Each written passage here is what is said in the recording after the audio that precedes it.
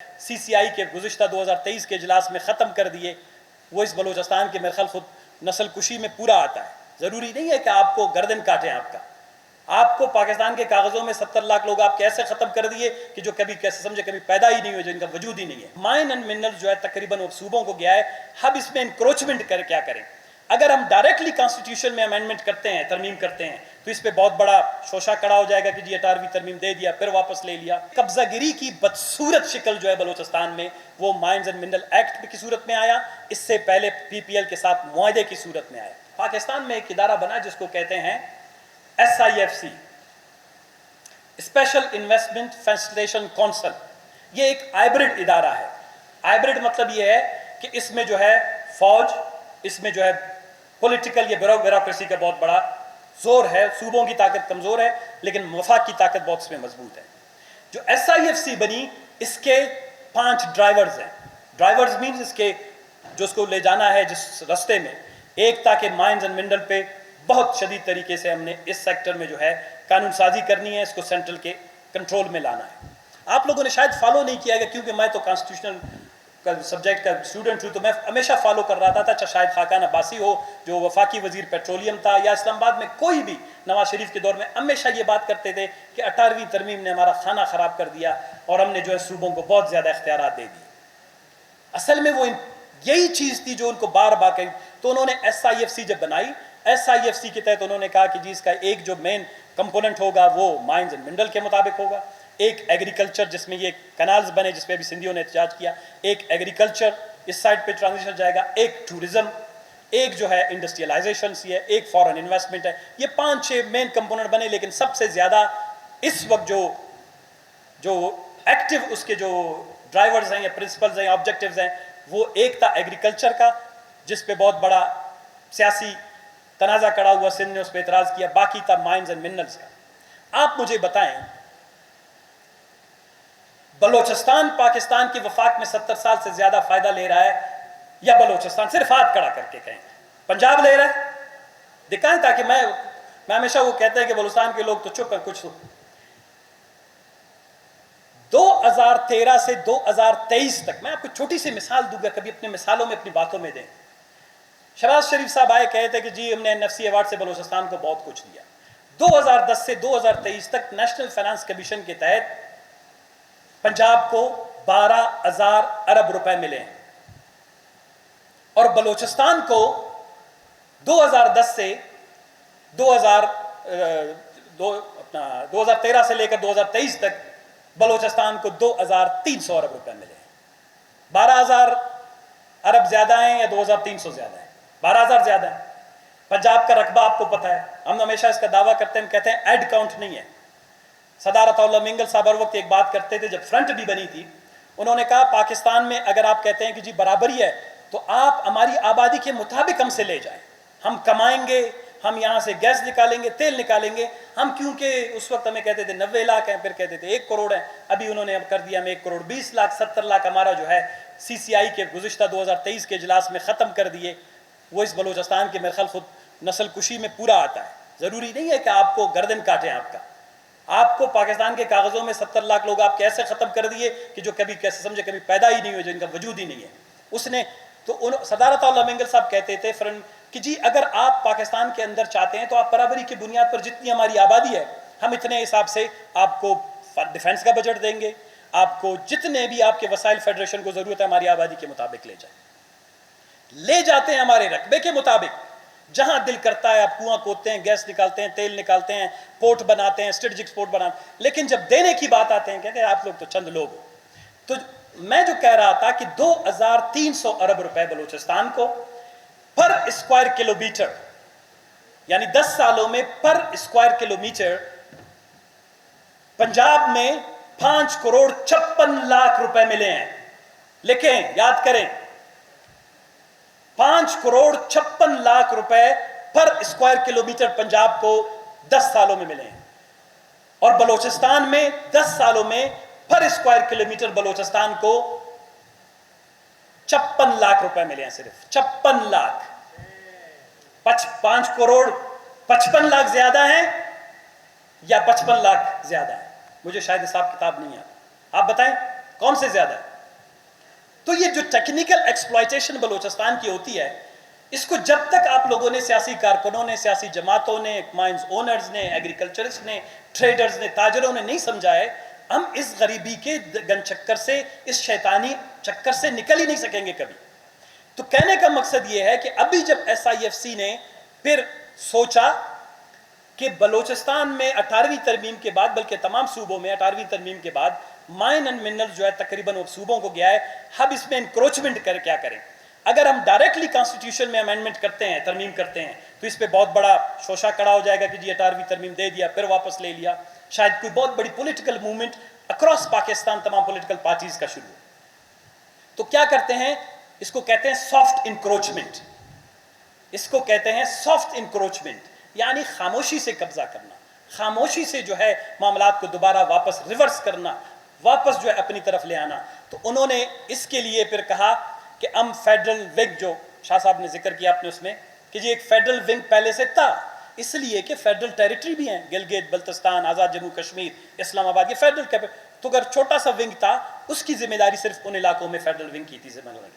انہوں نے کہا نہیں، فیڈرل ونگ کی کردار کو، رول کو بڑھاتے ہیں۔ پھر انہوں نے کیا کیا کہ mine mineral investment facilitation authority بناتے ہیں۔ انہوں نے پہلا خط لکھا بلوچستان، ان کو پتہ ہے بلوچستان میں بلوچستان کی عوام کی حکومت نہیں ہے، بلوچستان کے عوام کی حکومت نہیں ہے۔ اگر کوئی فارم 47 سے آتا ہے، صرف وہ پیسے نہیں دیتا، وہ بلوچستان کے عوام کی مال، جان، دولت، حق کے ملکیت کو بھی سودا کرنے سے گریز نہیں کرتا ہے۔ تو یہ بڑا آسان تھا کہ یہاں پر تو کوئی پوچھنے والا نہیں ہے، تو انہوں نے اپنا ڈائریکٹریٹ، وہاں سے جو ڈی جی تھا منرل ڈائریکٹریٹ کا، اس نے ایک خط بھیجا کہ بلوچستان میں ہمیں یہ جو ہے، اس نے اس کو نام کیا دیا، اس نے نام دے دیا کہ جی ہم ایک قسم کا سنکرونائز کریں گے، ہم چیزوں کو ایک نیشنل فریم ورک میں لائیں گے۔ جس طرح شاہ صاحب نے کہا، یہ لفظ میں نے بہت زیادہ ان سے بھی، بیوروکریسی سے بھی سنی ہے، کہ جی 2002 میں جو کچھ تھا وہ 2025 کے جو ہے تقاضوں کو پورا نہیں کرتا۔ تو بھائی دو قانون نہیں، وہ ریٹروسپیکٹو کا میں نے پہلے ذکر کیا، یہ ایک اور دلیل ہے کہ کیونکہ 2002 کا جو بلوچستان کا ایکٹ ہے یا ریگولیشنز جو بنے تھے، وہ 2025 کی ضروریات کو پورا نہیں کرتے، لہذا 2025 میں ایک اپڈیٹڈ سا ہمیں ایکٹ لانا ہوگا، پھر اس کی ریگولیشنز بنانی ہوں گی۔ یہ انکروچمنٹ کے بڑے کانسٹیٹیوشنل، لیگل، پروسیجر اور صاف طریقے ہوتے ہیں، جب تک آپ چیزوں کو سمجھ دیں گے نہیں، آپ سے یہ چیزیں جائیں گی۔ تو انہوں نے کیا کیا، لیٹر لکھ دیا بلوچستان میں، بڑی 2-4 دن کی میٹنگ ہوئی، میں نے جو شاہ صاحب والوں کا پریزنٹیشن تھا وہ میں نے پورا پڑھا، اپنا کال پاکستان مائنز منرل ایسوسیشن کا، ان کی صرف ایک کنسلٹیشن میرے خیال ہوئی تھی، 2 انہوں نے اس پہ اعتراض بھی کیا کہ آپ لوگوں نے پراپر کنسلٹیشن نہیں کی ہے۔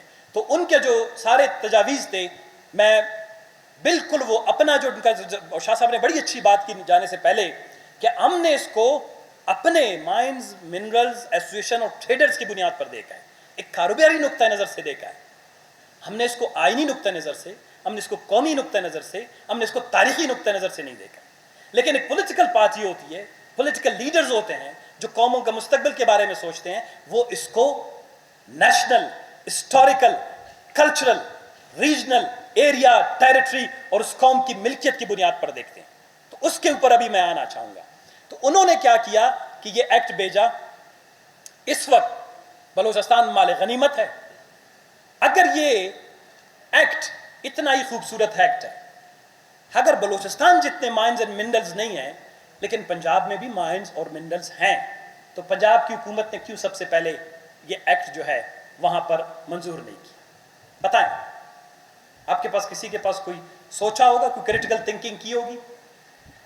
سندھ کا صدر بیٹھا ہوا ہے، سندھ جو ہے اس وقت اس کے دونوں ہاتھ پیپلز پارٹی کے کڑائی میں، سر بھی کڑائی میں، پیر بھی کڑائی میں، پہلے کہتے تھے میں تو پورا بدن کڑائی میں ہے، تیل سے میں ہے، لیکن سندھ میں اندر کیا آپ کے خیال میں منرل کم ہے؟ کوئلہ نکلتا ہے، بلوچستان سے زیادہ گیس وہاں سے نکل رہی ہے، معدنیات نکل رہے ہیں، لیکن سندھ میں یہ ایکٹ ابھی تک پاس نہیں ہوا۔ ہاں میں بتا دوں، ہاں آ رہا ہوں۔ پھر خیبر پختونخوا بلوچستان کے 2 ضلعوں کے برابر ہے، Noshki Chagai, Kharan Washuk, Rakhshan division 1 lakh square kilometre پر مشتمل ہے، اور خیبر پختونخوا 1,02,000 اسکوائر کلومیٹر پر مشتمل ہے۔ غیرتہ، ہمت کی، جو بھی کر سکتے تھے انہوں نے، جب ایکٹ میدان میں آیا ڈٹ کر آج تک اس کا مقابلہ کر رہے ہیں، اور شاید ان کی حکومت بھی گرا دی جائے، اس کی بنیادی وجہ بھی ایک یہی ہوگی کہ وہاں پر بھی شاید اس ترمیم کو لانا مقصود ہو۔ تو اس وقت بلوچستان اکلوتا صوبہ ہے جس نے یہ ایکٹ جو ہے بغیر پڑھے ہوئے، بغیر سمجھے ہوئے، بغیر دیکھے ہوئے، بغیر قومی کنسلٹیشن کے، نیشنل مشاورت کے، قومی مشاورت ہوتی ہے اسی معاملات میں، یہ ہمارے تاریخی، ہمارے مستقبل، ہمارے آنے والی نسلوں کی چیزیں ہیں، یہ کوئی کسی کا گرو نہیں ہے کہ وہ اب جا کے رجسٹری کر کے کسی کو بیچ دے یا اس کے بارے میں کوئی قانون سازی کرے۔ نہیں، جب آپ قومی حق کے ملکیت سے متعلق قانون سازی کرتے ہیں تو پوری دنیا کے اندر یہ لا ہے، یہ رولز ہیں، یہ نارمز ہیں، یہ ٹریڈیشن ہے، پھر آپ نیشنل کنسلٹیشن کرتے ہیں، آپ پولیٹیکل پارٹیوں کو بلاتے ہیں، سول سوسائٹی کو بلاتے ہیں، شہروں میں جاتے ہیں، گلیوں میں جاتے ہیں، کوچوں میں جاتے ہیں کہ یار یہ معدنیات نکل رہا ہے، اس میں اتنی حصہ وفاقی حکومت لینا چاہتا ہے۔